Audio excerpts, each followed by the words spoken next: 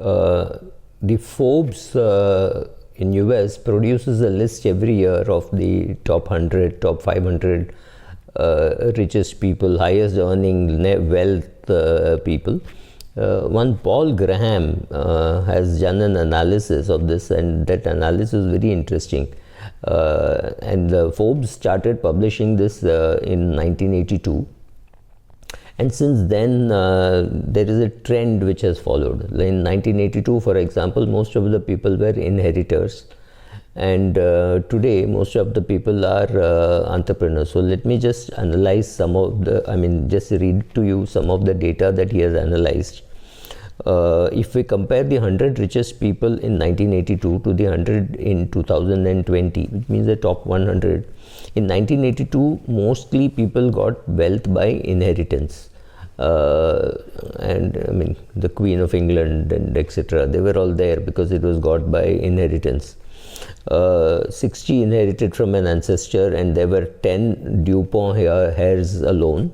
And by 2020, the number of heirs has been cut in half, and it is only 27% of the biggest 100, right? So only 27 people are the inheritors. Did their percentage decrease because the inheritance tax went up? The answer is no. The inheritances got smaller perhaps. The reason may have decreased is there were fewer people inheriting great fortunes, and but there were a lot of people making them.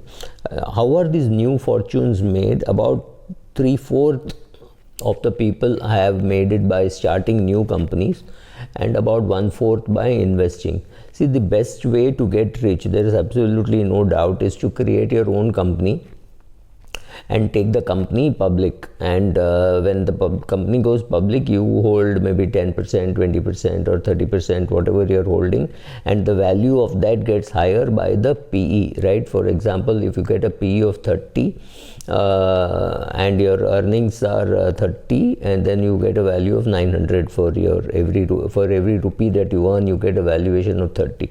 So all the new entrepreneurs today, whether however they've made money, in the sense that they've made money like this, so whether it is a Rasesh Shah or a Big Chandani or a Nirmal Jain or any of these people have made money that way. I'm not talking of the older people like Azim Premji and Narayan Murthy, because Azim Premji has some element of inheritance, but Narayan Murthy is of course a self-created person.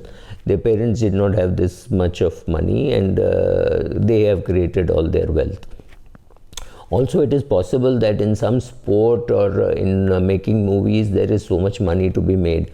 If India were to make a list of top people, you would never thought a cricketer would walk into it. But today, a very good chance that a Virat Kohli or maybe even a Sachin Tendulkar, who played 6 years ago, would make it into the list of the top at least top 500, if not top 100, right?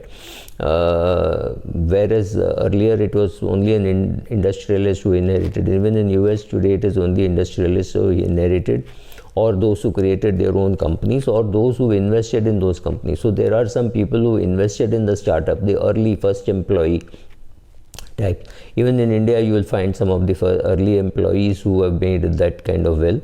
Or then there are wives of promoters who also made money, because initially the shares were held by both of them. So those are some of the other ways how people have made money. One very important entrant into this list has been recently the list of money managers.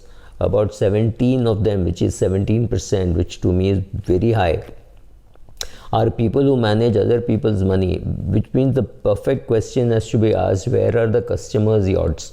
The customers whose monies they manage are not there. So remember, the fund managers are there, but the fund managers' clients are not there. So if you think that you will be there because somebody is managing your money, well, the person who is managing could be there, but chances of you being there are quite less.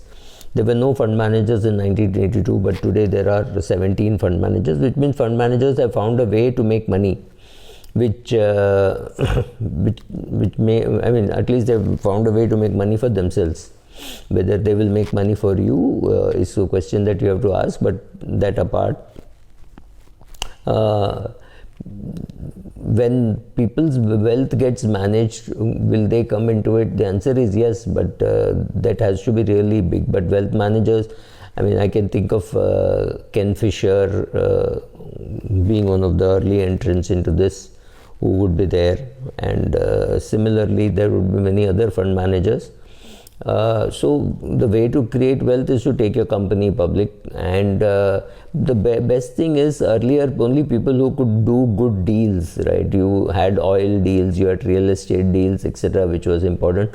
But these people today are actually creating new technology. Now, can we classify all these companies as technology? I mean, is Amazon technology and is Tesla technology? Well, Amazon is a consumer company, right? They're fulfilling a lot of consumer needs.